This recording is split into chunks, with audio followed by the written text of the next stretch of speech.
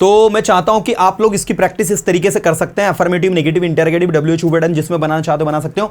मैं आपसे इंग्लिश बुलवा रहा हूं, I am making you speak English, मैं आपसे इंग्लिश नहीं बुलवा रहा हूं, I am not making you speak English. क्या मैं आपसे इंग्लिश बुलवा रहा हूं? Am I making you speak English? मैं आपसे इंग्लिश क्यों बुलवा रहा हूं? Why am I making you speak English? और कौन आपसे इंग्लिश बुलवा रहा है? Who is making you speak English? मैं आपसे इंग्लिश बुलवा रहा था, I was making you speak English. मैं आपसे इंग्लिश नहीं बुलवा रहा था, I was not making you speak English. क्या मैं आपसे इंग्लिश बुलवा रहा था? Was I making you speak English? मैं आपसे इंग्लिश क्यों बुलवा रहा था? Why was I making you speak English? और कौन आपसे इंग्लिश बुलवा रहा था? Who was making you speak English? आज हम लोग एक बहुत ही शानदार टॉपिक को पढ़ेंगे। तो the topic is actually causative verb. तो मैं चाहता हूं ये टॉपिक को आप थोड़ा अच्छे से समझे, इस पर बेस्ड। कॉजेटिव वर्ब में मैं आपको सारी वर्ब के यूजेस बता चुका हूं, मैं आपको लेट के यूज बता चुका हूं, मैं आपको स्टार्ट के वर्ड यूज बता चुका हूं, स्टॉप के यूज बता चुका हूं, कीप के यूजेस बता चुका हूं। अब पॉजिटिव वर्ब में आज मैं आपको मेक और गेट के यूजेस बताने जा रहा हूं। जिन भी लोगों ने पॉजिटिव वर्ब में लेट, स्टार्ट, स्टॉप और कीप के यूजेस नहीं पढ़े प्रीवियस सेशंस में, आई हैव टॉट एवरीथिंग। चलिए अभी आप लोग, मैं चाहता हूं पूरा अटेंशन यहाँ दें। सो हम लोग सबसे पहले मेक का यूज सीखते हैं, और मैं आपको पहला ज्यादा फोकस मेक के यूज पर ही करवाऊंगा, क्योंकि गेट थोड़ा सा आप लोगों को कंफ्यूजिंग लगेगा, है ना। तो हम लोग जो सीख रहे हैं, सबसे पहले first and foremost we have to understand what is causative verb. Causative verb है क्या, है ना। तो आप लोग सबसे पहले तो एक चीज सीखे, आपको याद है मैंने आपको बताया था कि बोलना मतलब होता है टू स्पीक। टू स्पीक मतलब क्या होता है? बोलना। और अगर हम एक नया मीनिंग निकालना चाहेंगे इससे, तो हम बोलेंगे टू लेट स्पीक। तो इसका मतलब होगा बोलने देना। इसका मतलब क्या होगा? बोलने देना। मतलब किसी को अगर आप बोलने दे रहे हो तो वहां पर आपको यूज करना होगा टू लेट स्पीक। ये हमको आ गया समझ में? चलो ठीक है सर, ये आ गया हमको समझ में। ऐसे ही अगर आप कहो टू स्पीक, बोलना, और अगर इसको लेट पॉजिटिव वर्ब की जगह आप मेक लगा दो, क्योंकि आज हम मेक पढ़ रहे हैं, तो याद रखना है वाना का मतलब देता है। कैसे? टू मेक स्पीक मतलब बोलना नहीं होता, बुलवाना होता है। क्या होता है? बुलवाना। आप नहीं बोलोगे, आप किसी से बुलवाओगे। आप नहीं हंसोगे, आप किसी को हंसाओगे। आप नहीं रोगे, आप किसी को रुलाओगे। आप नहीं लिखोगे, आप किसी से लिखवाओगे। आप नहीं काम करोगे, आप किसी और से काम करवाओगे। So that situation that we use in make and get, ये जो सिचुएशन होती है मेक और गेट में यूज करते हैं। जैसे क्या होता है? खाना क्या होता है? ईट। और खाने देना क्या होता है? लेट ईट। ऐसे ही बोलना होता है स्पीक, और बुलवाना होता है मेक स्पीक। बुलवाना क्या होता है? Make speak. जाना और किसी को जाने देना तो लेट गो। लिखना और किसी को लिखने देना तो लेट राइट। इसी तरीके से लिखना तो राइट, और लिखवाना किसी से मेक राइट।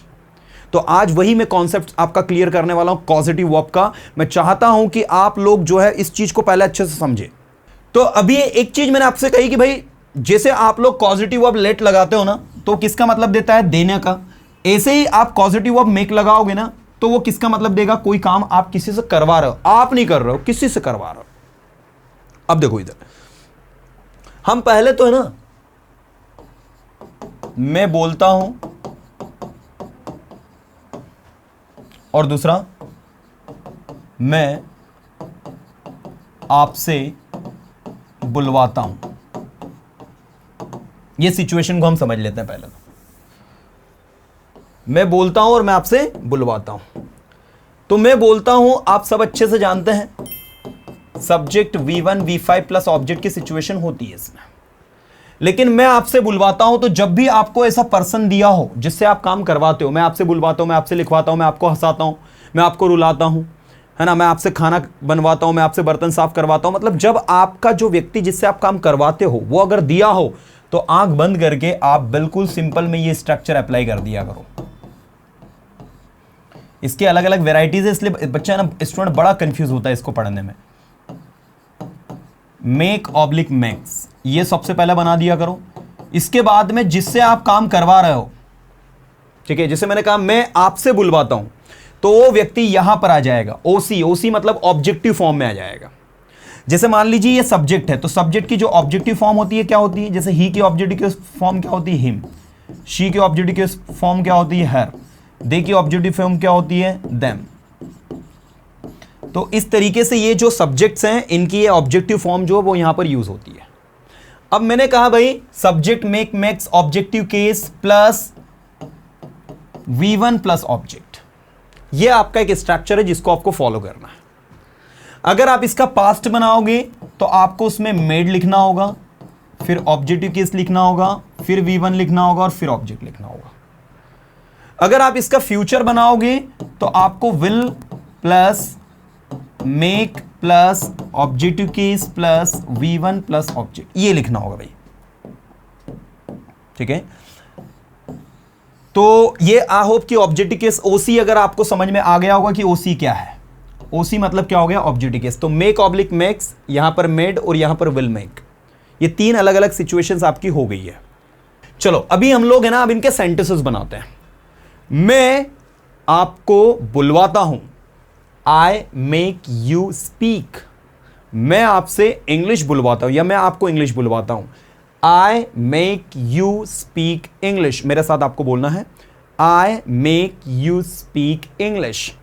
रवि मुझसे इंग्लिश बुलवाता है। अब यहां पर रवि जो है वो मुझसे इंग्लिश बुलवा रहा, तो Ravi makes me speak English.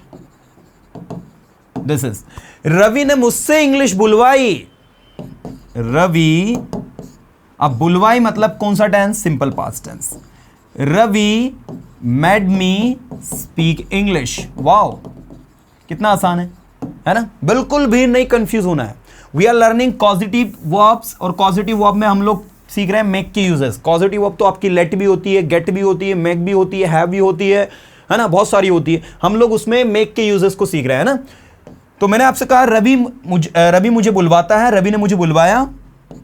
Ravi मुझसे इंग्लिश बुलवाएगा, तो Ravi will make me speak English. ठीक है, Ravi will make me speak English. तुम अपने दोस्तों से होमवर्क करवाते हो, तुम अपने दोस्तों से होमवर्क करवाते हो। You make your friends do your homework. You make your friends do your homework. This is not great, this is not good. आपको अपने दोस्तों से अपना होमवर्क नहीं करवाना चाहिए। You should not make your friends do your homework. You should not make your friends do your homework. आपको अपने दोस्तों से होमवर्क नहीं करवाना चाहिए, तो वो शुड में बन जाएगा। अभी गेट का यूज भी पढ़ेंगे, गेट भी मैं आपको टीच करूंगा, वो भी बताऊंगा गेट कहां लगाना और मैक कहां लगाना, गेट कहां लगाना। कुछ जगह गेट ही लगेगा, मैक नहीं लगेगा। So I will differentiate everything, but वो बाद में जाएंगे, पहले ये समझते हैं अपन, है ना। तो मैंने कहा कि मैं आपसे इंग्लिश बुलवाता हूं, तो अब इसकी इंग्लिश हम लोग बनाएंगे, I make you speak English. मैंने आपसे इंग्लिश बुलवाई, I made you speak English.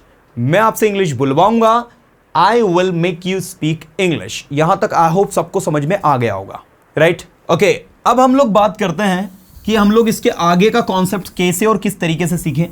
जब आप इसे कॉन्टिन्यूअस टेंस में यूज करोगे स्टूडेंट्स, तो मेक में आईएनजी लगेगा, मेकिंग हो जाएगा। फिर उसके बाद objective case V1 plus object.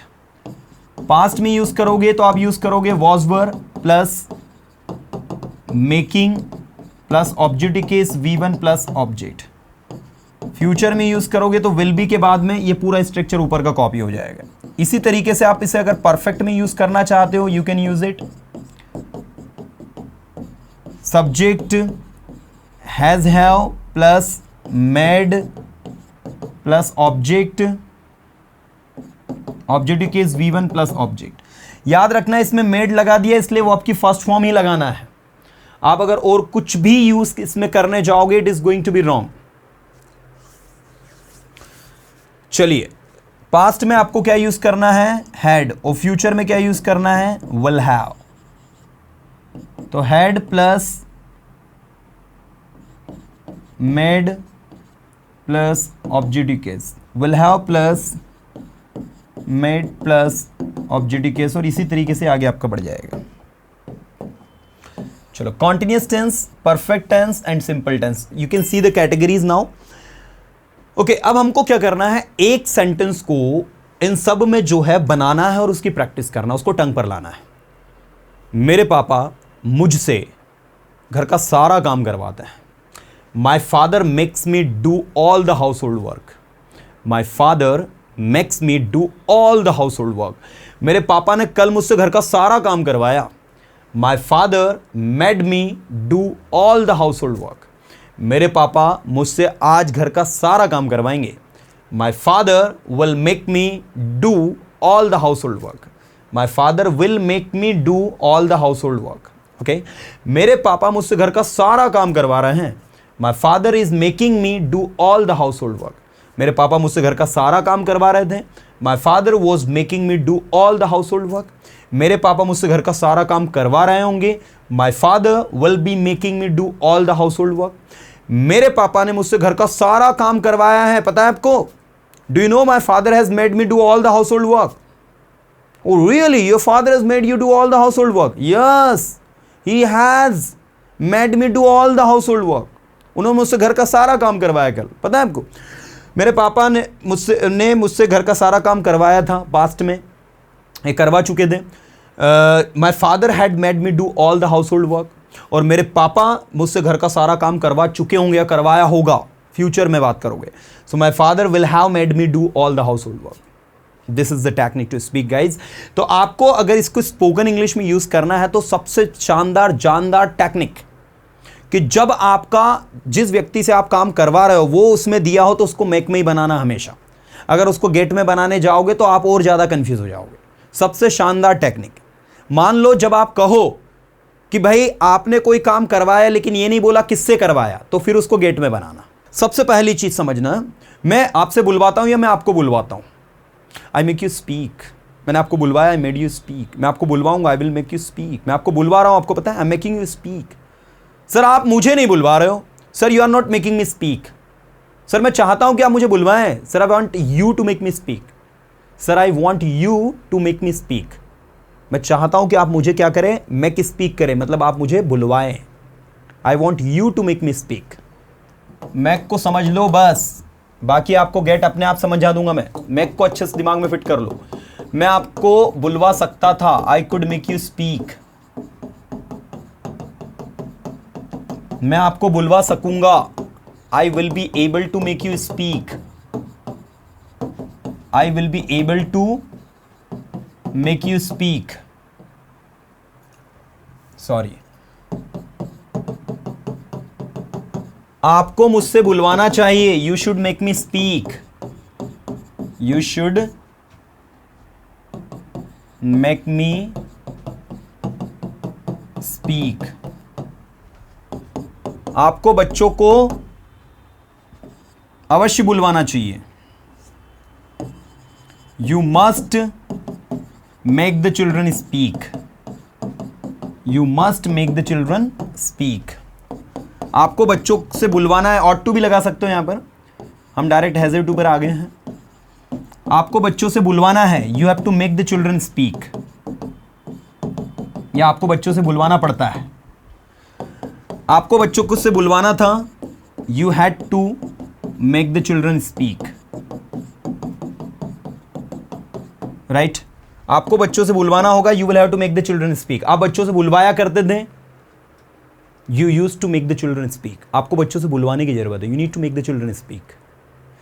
तो आपको क्या करना है, एक सेंटेंस लो, उसको बार बार पढ़ो। बोलना स्पीक, बुलवाना टू मेक स्पीक, जाना गो, किसी को जाने के लिए कहना टू मेक समवन गो, लिखना राइट, किसी से लिखवाना टू मेक समवन राइट।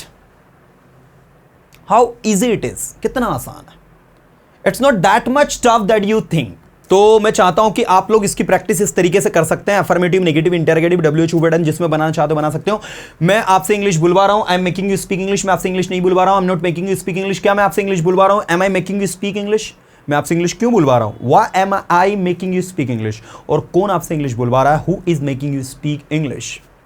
मैं आपसे इंग्लिश बुलवा रहा था, I was making you speak English. मैं आपसे इंग्लिश नहीं बुलवा रहा था, I was not making you speak English. क्या मैं आपसे इंग्लिश बुलवा रहा था, was I making you speak English? मैं आपसे इंग्लिश क्यों बुलवा रहा था, why was I making you speak English? और कौन आपसे इंग्लिश बुलवा रहा था, who was making you speak English? मैं आपसे इंग्लिश बुलवा रहा हूंगा, I will be making you speak English. मैं आपसे इंग्लिश नहीं बुलवा रहा हूंगा, I will not be making you speak English. क्या मैं आपसे इंग्लिश बुलवा रहा हूंगा, will I be making you speak English? मैं आपसे इंग्लिश क्यों बुलवा रहा हूंगा, why will I be making you speak English? और कौन आपसे इंग्लिश बुलवा रहा होगा, who will be making you speak English? इन सेंटेंसेस को लगे तो स्लो मोशन में सुन लेना, एक छोटी सी मिस्टेक भी आपको नहीं मिलेगी।